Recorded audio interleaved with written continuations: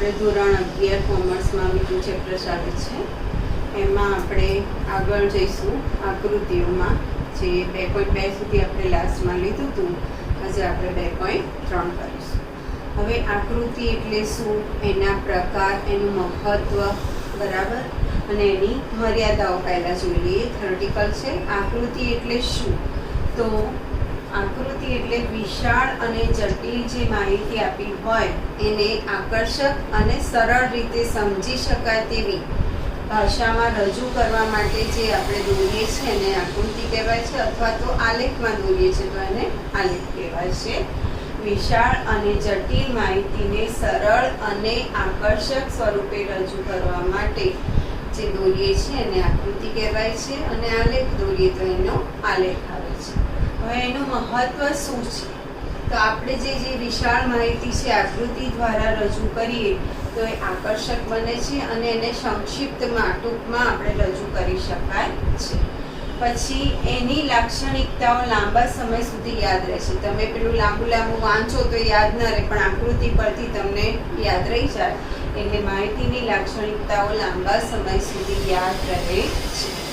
આકૃતિ પરથી 2 કે વધુ સમૂહનો તુલનાત્મક અભ્યાસ થઈ શકે છે. 2 સમૂહ આપ્યા હોય એની તુલના કરવી હોય, A અને B, તો આકૃતિ પરથી તમે કરી શકો. એમાં તમે આકૃતિ દોરી દો એટલે બહુ લાંબુ કરવું ના પડે, એટલે એમાં સમયની પણ બચત થાય છે. અને બીજું કે આકૃતિ જોઈ અને કોઈ અભણ હોય અથવા ઓછું ભણેલી વ્યક્તિ હોય તો પણ એ એને સમજી શકે છે, અને એનું જે અનુમાન છે એ બધી વ્યક્તિનું સરળ થઈ જાય છે. એટલે સમયની બચત થાય છે. આકૃતિ પરથી અભણ અને ઓછું ભણેલ વ્યક્તિઓ તેમજ બાળકો સરળતાથી સમજી શકે છે. વેપાર અને વાણિજ્યમાં એની મદદથી અસરકારક જાહેરાતો બનાવી શકાય છે કે આ જો અમારું આટલું ટોપ ઓફ છે કે આટલા ઉપર જઈ રહ્યું છે, તો એ ઘણી વખત આકૃતિ દ્વારા બતાવતા હોય છે. તો એમાં જાહેરાત એની મદદથી એમની અસરકારકતા દર્શાવે છે. પછી સામાજિક સુધારાઓ માટે આકૃતિની મદદથી મહત્વની બાબતો સરળતાથી સ્પષ્ટ કરી શકાય છે કે કેટલા સમાજમાં સુધારા થયા એ આકૃતિનો જે વ્યાપ હોય એના પરથી નક્કી કરી શકાય છે. ભાષાનું આમાં આકૃતિમાં બંધન નથી હોતું, એટલે જુદી જુદી ભાષાના વ્યક્તિઓને સમજવામાં પણ સરળતા રહે છે, અને જે અનુમાન કરે છે એ બધાનું સરખું આવે છે. આ થયું એનું મહત્વ, આકૃતિનું મહત્વ. હવે એની મર્યાદાઓ શું છે, બરાબર. જો તમે આકૃતિ દોરવામાં ચોકસાઈ ના રાખો તો બધું જ બદલાઈ જાય, ડેટા આખું બદલાઈ જાય છે. એટલે આકૃતિ દોરવામાં ચોકસાઈ ના હોય તો ડેટા બદલાઈ જાય, એટલે એ ગેરમાર્ગે દોરી જાય છે. પછી કોઈ વખત દ્રષ્ટિભ્રમ થઈ જાય, કોઈ વાર જોવામાં ક્યાંક ભૂલ થઈ જતી હોય તો દ્રષ્ટિભ્રમને કારણે આકૃતિ લોકમાનસને મૂંઝવી નાખે છે. આકૃતિ દ્વારા માહિતી ચોકસાઈપૂર્વક એનો જે છે આશરે હોય છે, એટલે એમાં ચોકસાઈ ઓછી હોય છે. આ એની થઈ મર્યાદા. આકૃતિ, એનું મહત્વ અને એની મર્યાદા. હવે આકૃતિના 3 પ્રકાર છે: એકમાપી આકૃતિ, દ્વિમાપી આકૃતિ અને ચિત્રાકૃતિ, બરાબર. એકમાપી આકૃતિના એમાં એક જ ગુણ હોય, બરાબર. એક જ ગુણ, ચલ, લક્ષણ ધ્યાનમાં લઈ અને જે દોરવામાં આવે છે એને એકમાપી આકૃતિ કહેવામાં આવે છે. હવે એકમાપી આકૃતિના 4 પ્રકાર છે: સ્તંભાકૃતિ, પાસેની સ્તંભાકૃતિ, સાદી વિભાજિત સ્તંભાકૃતિ અને ટકાવારી વિભાજિત સ્તંભાકૃતિ. તો સ્તંભાકૃતિ એટલે વિવિધ સ્થળો, સમય કે જે વસ્તુ છે એના માટે એક જ લક્ષણની જે તમે આકૃતિ માહિતી મેળવવાની હોય એ દોરવાની હોય તો એના માટે શેનો ઉપયોગ થાય છે? સ્તંભાકૃતિ. હવે એ જ રીતના વિવિધ સ્થળો, સમય કે વસ્તુ માટે એક કરતાં વધુ ચલ લક્ષણની માહિતી દોરવાની હોય, અને જે 2 ચલ લક્ષણ હોય કે 3 હોય પરસ્પર સંબંધિત હોય તો એના માટે પાસેની સ્તંભ આકૃતિ દોરવામાં આવે છે. પછી સાદી વિભાજિત સ્તંભ આકૃતિ, તો વિવિધ સ્થળો, સમય કે વસ્તુઓ માટે કુલ માહિતી આપેલી હોય અને તેના પરથી પરસ્પર સંબંધિત પેટા માહિતી તમારે બતાવી હોય તો સાદી વિભાજિત સ્તંભ આકૃતિ દોરવામાં આવે છે. એના પછી આવે છે ટકાવારી વિભાજિત સ્તંભ આકૃતિ. તો કુલ જે માહિતી છે એની પેટા માહિતીને યોગ્ય સરખામણી કરવા માટે, કુલ માહિતી આપી હોય એની પેટા માહિતી આપી હોય એની યોગ્ય સરખામણી કરવા માટે ટકાવારી વિભાજિત સ્તંભ આકૃતિ દોરવામાં આવે છે. પછી આવશે દ્વિમાપી, એમાં તમારે વર્તુળ આવશે, બરાબર, અને ચિત્રાકૃતિ, એમાં ચિત્ર દોરવાના આવશે, એને ચિત્રાકૃતિ કહેવાય છે. કે બલ્બની સંખ્યા તો તમારે ત્યાં બલ્બ દોરવાના આવશે, કોઈ વખત પતંગની તો પતંગ, માછલી તો માછલી, જે તમે નક્કી કરો એ ચિત્ર તમે ત્યાં દોરી શકો. તો અત્યારે આપણે જઈએ છીએ સ્વાધ્યાય 2.3માં. એનો પહેલો અને બીજો દાખલો સેમ છે, એટલે પહેલો હું કરું એ રીતે તમારે બીજો કરવાનો છે. એમાં સ્તંભાકૃતિ છે પહેલો અને બીજો.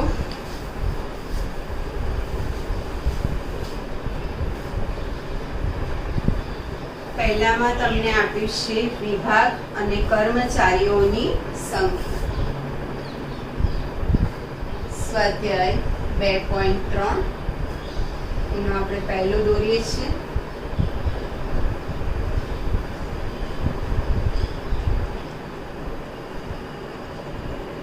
અહીંયા તમારે લેવાનું છે વિભાગ x અક્ષ પર, આ x અક્ષ અને આ y અક્ષ, અને y અક્ષ પર કર્મચારીઓની સંખ્યા.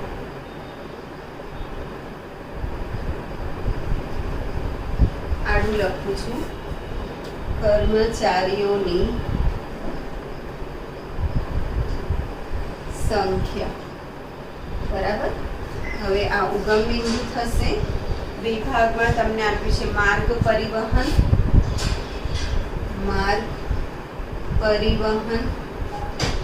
પછી છે રેલવે,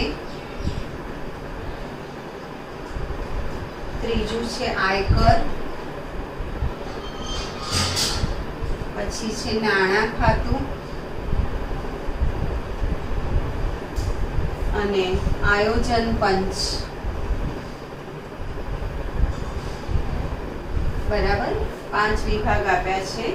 કર્મચારીઓની સંખ્યા વધારે તમને 6000 આપી છે, તો હું અહીંયા લઉં છું 1000,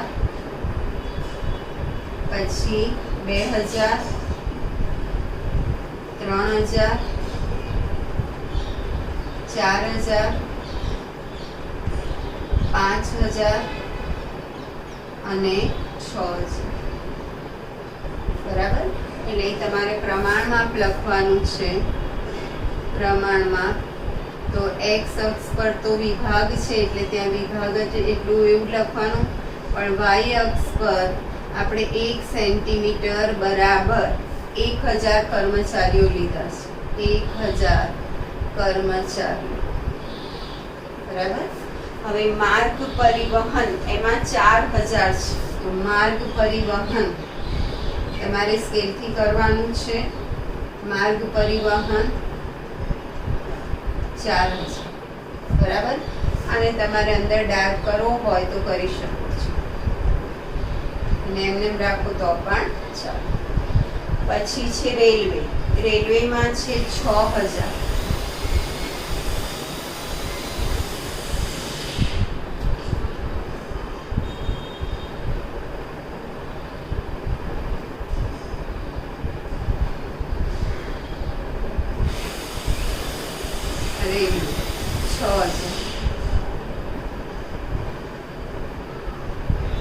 એના પછી છે આયકર.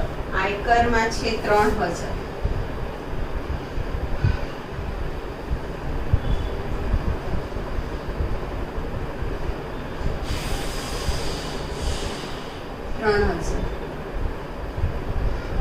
એના પછી છે નાણાં ખાતું. નાણાં ખાતુંમાં 2500 એટલે 2000 અને 3000 ની વચ્ચે આવશે, 2500.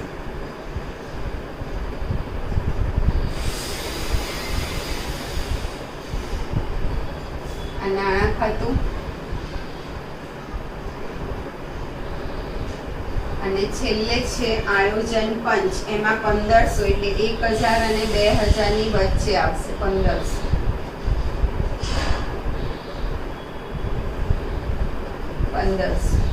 બરાબર. તો આ થઈ ગયો તમારો સ્તંભ આલેખ. એક્સ અક્ષ પર શું આવશે? વિભાગ, અને વાય અક્ષ પર કર્મચારીઓની સંખ્યા. તમને જેટલી સંખ્યા કીધું હોય એ પ્રમાણે તમારે સ્તંભ દોરવાના છે. સ્તંભ આલેખ કહેવાય છે. બરાબર? એટલે પહેલો છે એ જ રીતે તમારે બીજો કરવાનો છે. હવે ત્રીજો અને ચોથો સરખો છે.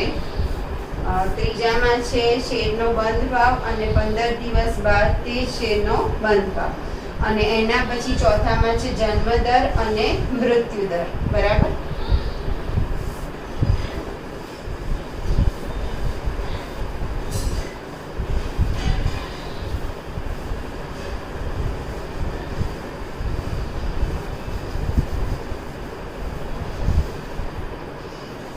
ત્રીજો અને ચોથો સેમ છે. હું ત્રીજો કરાવું છું એ રીતે તમારે ચોથો કરવાનો છે. એમાં પાસેની સ્તંભ આકૃતિ આવશે. બરાબર? ત્રીજામાં તમને આપી છે કંપની,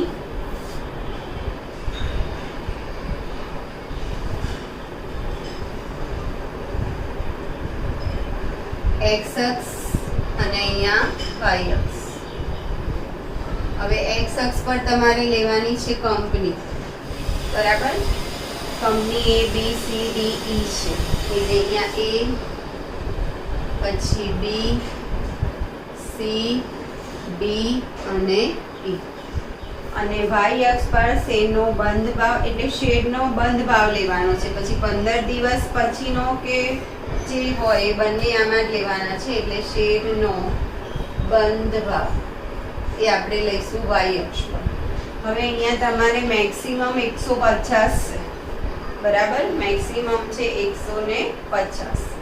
તો તમે અહીંયા 20-40 થી પણ શરૂ કરી શકો છો, 10-20 થી પણ શરૂ કરી શકો છો, જે રીતે કરવું હોય. 10, 20, 30, 40, 50, 60, 70, 80, 90, 100, 110, 120, 130, 140 અને 150. બરાબર? એટલે અહીંયા પ્રમાણમાં એક્સ અક્ષ પર કંપની આવશે, એક્સ અક્ષ પર કંપની, અને વાય અક્ષ પર 1 સેન્ટીમીટર બરાબર 10 રૂપિયા ભાવ આપ્યો છે ને, એટલે 10 રૂપિયામાં આપ્યો છે. ચલો હવે એમાં આપણે જઈએ છીએ. તો પહેલો ભાવ છે 40 અને 15 દિવસનો ભાવ, 15 દિવસ બાદનો ભાવ છે 60. તો પહેલો તમે દોરો 40,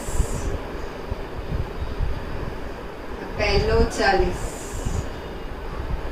બરાબર? અને એના પછીનો છે 60.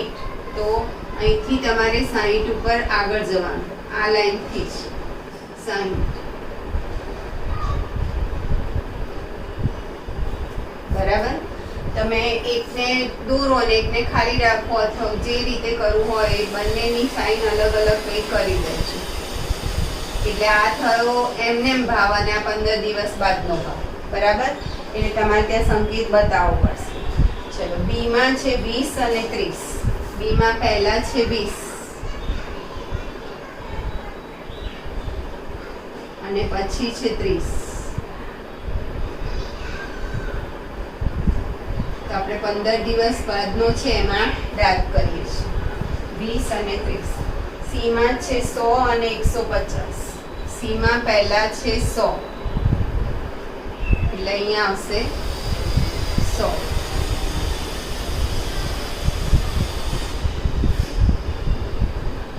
અને પછી છે 150. તો અહીંયા આ લાઈનને 150 સુધી લઈ જાઓ.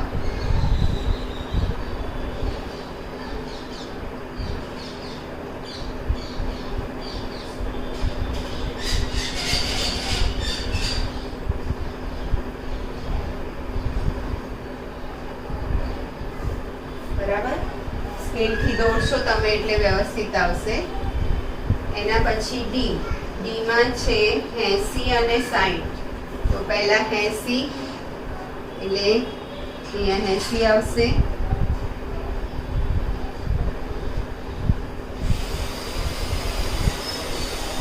80 અને પછી ઓછો થાય છે 60, તો અહીંયા તમારે 60, તો અહીંથી આમ દોરવાનું 60.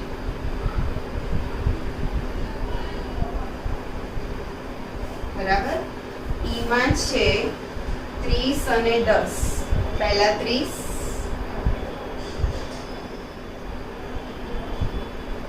અને પછી છે 10. આ થઈ તમારી પાસ પાસેની સ્તંભ આકૃતિ. બરાબર. તમારે અહીંયા પહેલા અહીંયા બતાવી દેવાનું, આ છે શેરનો બંધ ભાગ.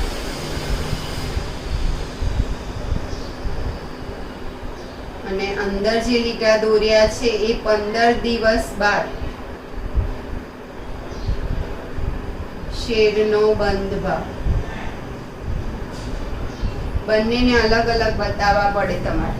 એટલે તમે ભલે પાસની દોરો પણ બંનેમાં સેમ નિશાની નહીં કરવાની, બંનેમાં અલગ અલગ નિશાની કરવાની.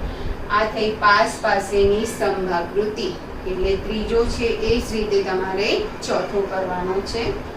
હવે પાંચમામાં તમારે અહીંયા તમને આપ્યું છે વિસ્તાર A અને B, અને 15 થી ઓછા વર્ષના એટલે બાળક આવશે, 15 થી 35 એટલે યુવાન આવશે, 35 થી 60 એટલે વયસ્ક આવશે, 60 થી વધુ એટલે વૃદ્ધ આવશે, અને પછી કુલ આપ્યું છે. હવે તમને અહીંયા કુલ આપ્યું છે એટલે પહેલા તમારે સાદી વિભાજિત સ્તંભ આકૃતિ દોરવી પડશે અહીંયા.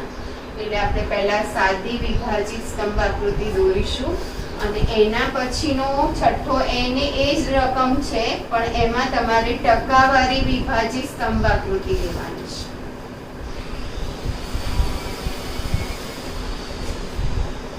તો આપણે પાંચમો લઈએ છે. એમાં તમારે અહીંયા પહેલા બનાવવું પડશે કોષ્ટક. એટલે અહીંયા તમારે લખવું પડશે ઉંમર. બરાબર. પછી તમારે આવશે વ્યક્તિની સંખ્યા. એમાં તમારે બે વિભાગ છે એટલે પહેલા વિભાગ A નું અને પછી વિભાગ B નું.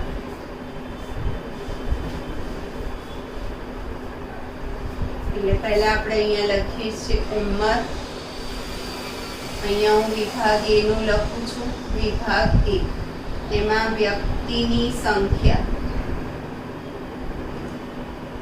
અને આપણે અહીંયા સાદી વિભાજિત સ્તંભાકૃતિ દોરવાની છે. બરાબર. એટલે એમાં તમારે આવશે વિભાજિત રેખા. વિભાજિત રેખા. એ રીતના અહીંયા વિભાગ B, એમાં પણ વ્યક્તિની સંખ્યા,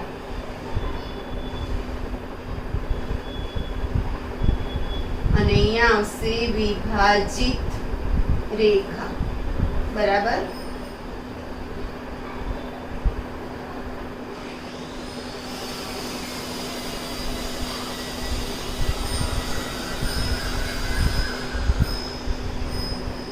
પહેલા તમને અહીંયા આપ્યું છે 15 ઉંમરમાં 15 થી ઓછી એટલે કે બાળક, 15 થી ઓછી બાળક. પછી આપ્યું છે 15 થી 35 વયસ્ક ના યુવાન, 35 થી 60 વયસ્ક. એના પછી આપ્યું છે 60 થી વધુ એટલે વૃદ્ધ, અને એની નીચે આપ્યું છે કુલ. બરાબર. તમને અહીંયા એમાં આપ્યા છે 480, 360, 240, 120 અને કુલ 1200. એ રીતના બી માં આપ્યું છે 350, 250, 200, 200 અને કુલ 1000. બરાબર. હવે તમારે વિભાજિત રેખા દોરવાની છે. એના પછીનું કોલમ છે વિભાજિત રેખા. તો વિભાજિત રેખા જે છે એમાં તમારે આ જે કુલ છે એમાંથી જે આવે એ તમારે બાદ કરતું જવાનું છે. એટલે અહીંયા કુલ પહેલા છે 1200, તો 1200 માઇનસ અહીંયા છે 480. તો તમારે અહીંયા 1200 માઇનસ 480 કરવાના છે, માઇનસ 480 એટલે તમારે અહીંયા રહેશે 720. પછી 720 માઇનસ 360 જે અહીંયા આવે માઇનસ 360, 36 × 72 એટલે 360 જ રહેશે. પછી 360 માઇનસ 240 એટલે 120. પછી તો તમે 120 માઇનસ 120 કરો એટલે 0 થઈ જશે. એટલે આ જે છેલ્લું કોલમ છે ત્યાં શું કરી દેવાનું છે? ડેશ. ચલો અહીંયા એ રીતના 1000 માઇનસ 350, 1000 માઇનસ 350 એટલે 650 થશે. બરાબર, 650. પછી 650 માઇનસ 250 એટલે 400, 400 માઇનસ 200 તો 200, અને પછી 200 માઇનસ 200 તો 0 એટલે ડેશ કરવાનું છે. હવે પહેલા આવી રીતના કોલમ બનાવવાનું. હવે તમારે દોરવાની છે સાદી વિભાજિત સ્તંભ આકૃતિ. બરાબર, તો એના માટે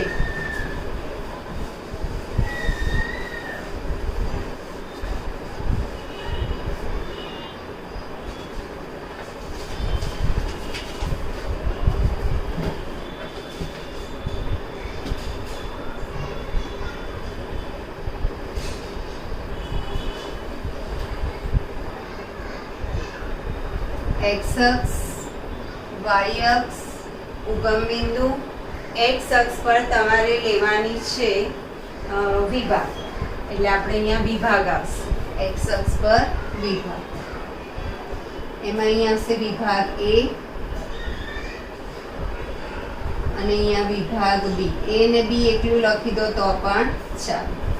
અને અહીંયા તમારે લેવાનું છે વ્યક્તિઓની સંખ્યા. બરાબર છે, વ્યક્તિઓની સંખ્યા, વ્યક્તિઓની સંખ્યા y અક્ષ પર, વ્યક્તિઓની સંખ્યા. તો સંખ્યા વધુમાં વધુ આપણે 1200 છે. બરાબર, તો આપણે હું અહીંયા લઉં છું 200, પછી 400, 600, 800, પછી 1000 અને 1200. બરાબર, તમે 100-200 લઈને કરશો તો પણ સારું રહેશે. અને તમારે પેલા આલેખ પત્રમાં દોરશો એટલે તમારે અહીંયા એક બરાબર કેટલા એના પરથી તમને એક્ઝેક્ટ માર્ક મળશે. હવે 15 થી ઓછી પહેલા, બરાબર છે, વિભાગ એમાં 15 થી ઓછી ઉંમરના એટલે બાળકની સંખ્યા કેટલી છે તો 480. હવે એવું હોય ને તો પહેલા આપણે અહીંથી નીચેથી શરૂ કરો, કારણ કે આ 120 છે. બરાબર, એટલે આપણે નીચેથી શરૂ કરીશું વૃદ્ધથી. તો વૃદ્ધની સંખ્યા છે 120. બરાબર, તો તમારે અહીંયા બે એક ધારો કે આની વચ્ચે 5 હોય તો 20, 40, 60 એવી રીતના થશે. એટલે તમારે અહીંયા 120 લેવાના છે. એટલે ધારો કે અહીં વચ્ચે 100 આવે તો એનાથી સહેજ ઉપર જશે. એટલે આટલો તમારો ભાગ થયો વૃદ્ધનો. બરાબર, આ થયા વૃદ્ધ. થોડુંક લંબાઈ ગયા વૃદ્ધ. પછી 240 વયસ્કનો છે, તો આમાં 240 ઉમેરવાના છે તમારે. એટલે 120 વત્તા 240 કરશો તો કેટલા થશે? 360. તો તમારે અહીંયા 360 કરવાનું છે. એટલે ધારો કે આ 300 છે તો 360 એટલે 400 થી થોડા ઓછા આવશે. બરાબર, હવે તમારે દરેકને જુદું જુદું કરવાનું છે. એટલે હું અહીંયા આને આડી લાઈન કરી દઉં છું, આને ખાલી રાખું છું. એના પછી છે 360 યુવાન. તો 360 વત્તા 240 વત્તા 120 કરો તો 240 વત્તા 120 એટલે 360. 360 વત્તા 360 એટલે 720. તો 700 અહીંયા આવે અને એનાથી થોડુંક ઉપર એટલે 720. 720 અહીંયા આવશે. હવે આને હું અહીંયા કંઈક આડી લાઈન કરી દઉં છું, બરાબર. એના પછી 480 છે બાળક માટે, બરાબર. તો આ બધાનો સરવાળો થશે 1200. તો અહીંયા 1200,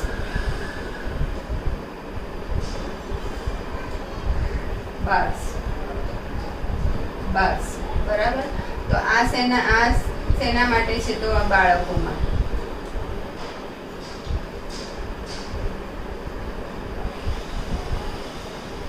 તો આ જે મેં દોર્યું એ જ રીતના વિભાગ 2 નું દોરવાનું છે. તેમાં વૃદ્ધ માટે છે 200. વૃદ્ધ માટે 200. પછી છે 200 વયસ્ક માટે, એટલે 200 ને 200 400 થશે. એટલે અહીંયા 400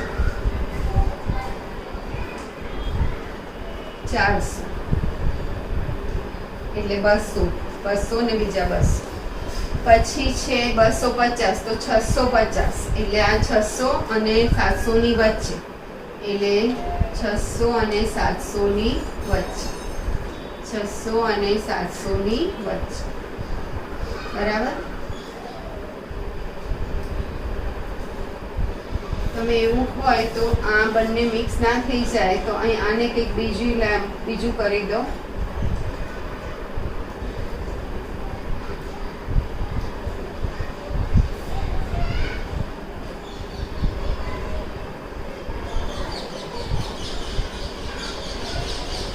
પછી છે 250 એટલે આપણે થઈ ગયું 650 અને ટોટલ છે 1000. તો અહીંયા 1000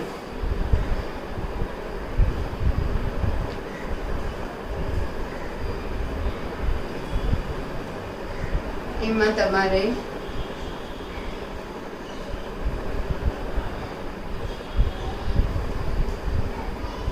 બરાબર એક્સ અક્ષ પર શું લીધું છે? વિભાગ. અને વાય અક્ષ પર 1 સેન્ટીમીટર બરાબર વ્યક્તિઓની સંખ્યા છે 200. હવે તમે આ ખાલી જે છે એ શેના માટે રાખ્યો છે? તો વૃદ્ધ માટે. પછી એના પછી આડી લાઈન અંદર કરી છે એ શેના માટે છે? તો યુવાન માટે. એના પછી અંદર છે આપણે રાઉન્ડ દોર્યા છે તો એ શેના માટે છે? તો યુવાન માટે. અરે આપણે પહેલા વૃદ્ધ થયું, પછી આવશે વયસ્ક અને એના પછી આવશે યુવાન અને છેલ્લે આપણે અહીંયા આવશે બાળક.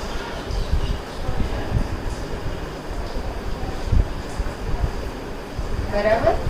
તો આ રીતે તમારે આ જે આપણે આકૃતિ દોરી એને કહેવાય છે સાદી વિભાજિત સ્તંભ આકૃતિ. બરાબર. હવે આગળ જઈએ.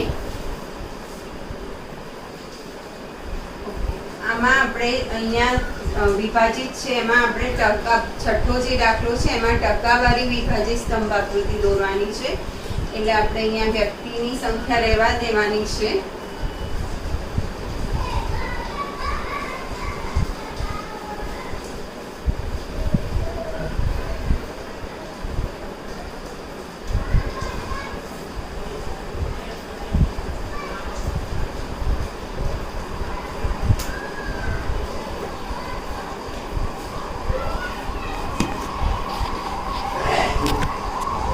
સમ છે એના પર એ જ રકમ પરથી આપણે 6th સમ કરવાનું છે, પણ એમાં છે ટકાવારી વિભાજિત સ્તંભ આકૃતિ.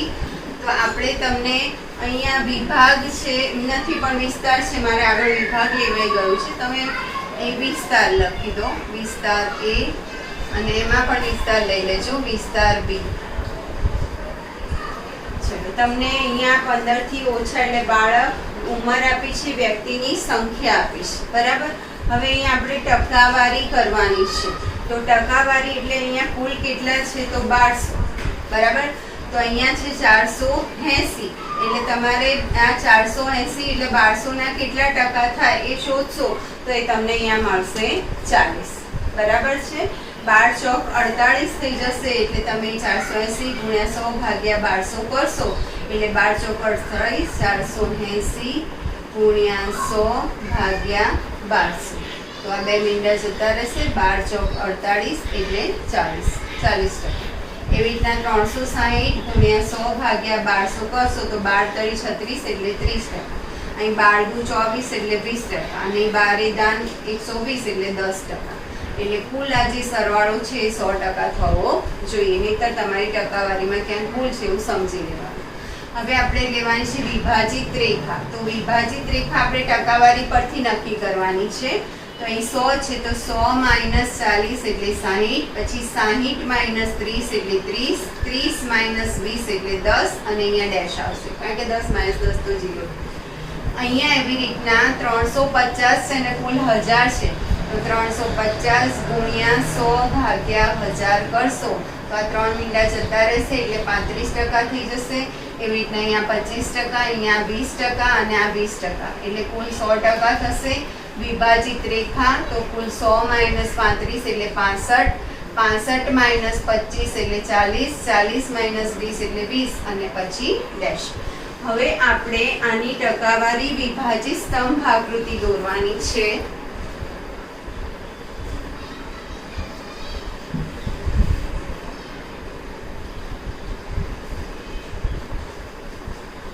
તો x અક્ષ પર તો વિસ્તાર આવશે તમારો, વિભાગ નહીં પણ વિસ્તાર. અહીંયા આવશે વિસ્તાર A અને અહીંયા વિસ્તાર B, અને અહીંયા તમારે શું લેવાની છે તો ટકાવારી લેવાની છે. એમાં અહીંયા ટકાવારી y અક્ષ, તો ટકાવારી મેક્સિમમ 100 હોય એટલે આપણે અહીંયા લઈએ છીએ 20, પછી 40, 60, 80 અને 100, બરાબર. હવે પહેલા A માં જઈએ છે તો 60 એટલે વૃદ્ધ માટે 10% છે, એટલે અહીંયા આપણે પહેલા અહીંયા આના 20 થી 0 ની વચ્ચે 10 આવે એટલે આપણે અહીંયા પહેલા 10, બરાબર. થોડુંક નીચે આવશે 10. એના પછી વયસ્ક માટે છે 20, એટલે 20 ને 10 30, બરાબર. એટલે અહીંયા આપણે 30 ઉપર જઈશું. 20 ને 10 30, પછી 30 ને 20 50 અને 10 60, એટલે અહીંયા 60 ઉપર.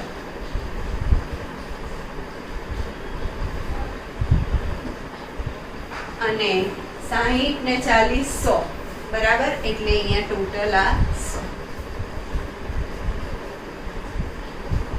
હવે તમારે દરેકને અલગ પાડવાના છે, એટલે આપણે આગળ જેમ લીધું કે વૃદ્ધ માટે આપણે ખાલી રાખીએ છીએ.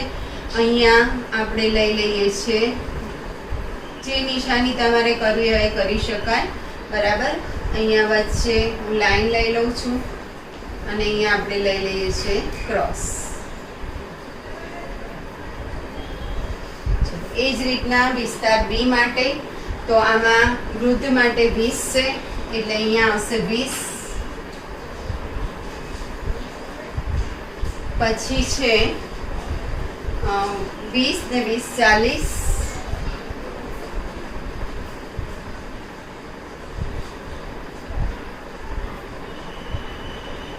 40, બરાબર. આ બંને સેમ હોવી જોઈએ એટલે બંનેની જે છે સેમ રાખવાનું 40. પછી છે 40 ને 25 એટલે 65 થશે, તો 60 થી થોડુંક ઉપર 65, 60 થી થોડું ઉપર આવશે 65, બરાબર. અને 65 વત્તા 35 એટલે 100.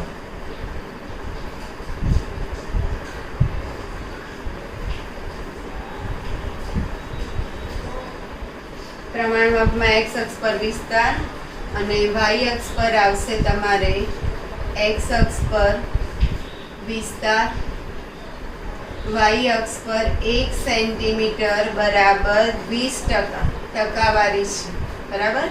અને અહીંયા તમે આ બ્લેન્ક છે એ શેના માટે રાખ્યું છે? તો વૃદ્ધ માટે. પછી અંદર જે મીંડા કર્યા છે એ શેના માટે થશે? તો વયસ્ક માટે. આડી લાઈન કરી છે એ શેના માટે છે? તો યુવાન માટે.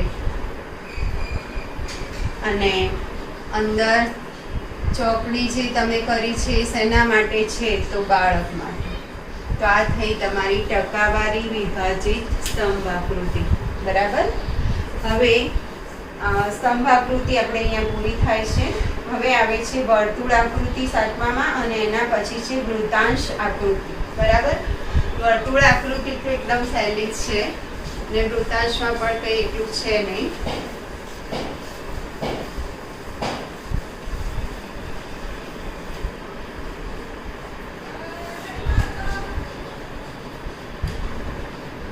એમાં તમને અહીં આપ્યું છે વર્ષ, પછી આપ્યું છે કારનું ઉત્પાદન. અહીંયા તમારે વર્તુળ દોરવા માટે અહીંયા લેવાનું છે વર્ગમૂળ, અને ત્રિજ્યા r બરાબર વર્ગમૂળ ભાગ્યા આપણે અહીંયા લઈશું 160, બરાબર. જુદી જુદી ત્રિજ્યા લઈ અને વર્તુળ દોરવાના થશે એટલું. તો પહેલું વર્ષ છે તમારું 2012, 2013 અને 2014. અહીંયા છે 25,600, અહીંયા છે 1,02,400, પછી છે 1,60,000. ચલો હવે આ દરેકનું આપણે વર્ગમૂળ શોધીશું. 256 એટલે તો 16 નું થવાનું છે, પણ 56 બરાબર એટલે 160, પછી 1024 એટલે 320 થશે, અને છેલ્લે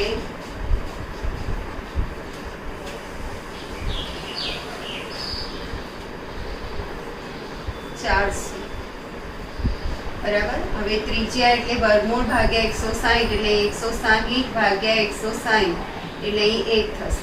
અહીં 320 ભાગ્યા 160, 16 દુ 32 એટલે 2 થશે, અને 400 ભાગ્યા 160 બરાબર એટલે 2.5 થશે.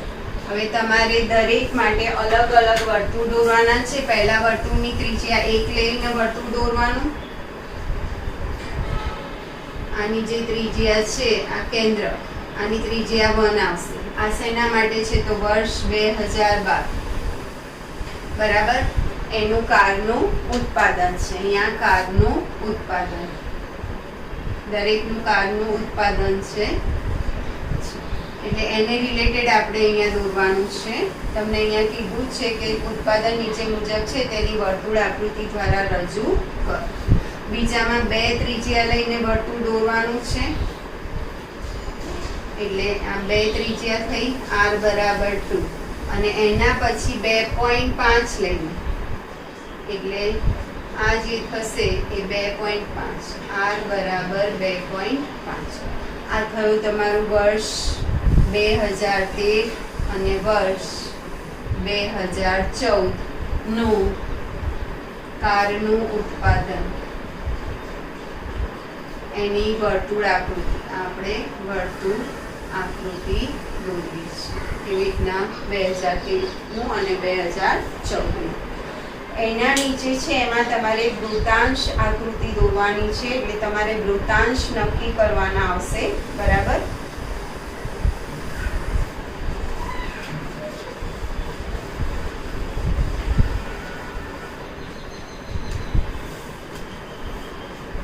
આઠમો જે છે એમાં તમને અહીં આપ્યું છે દૈનિક પત્ર.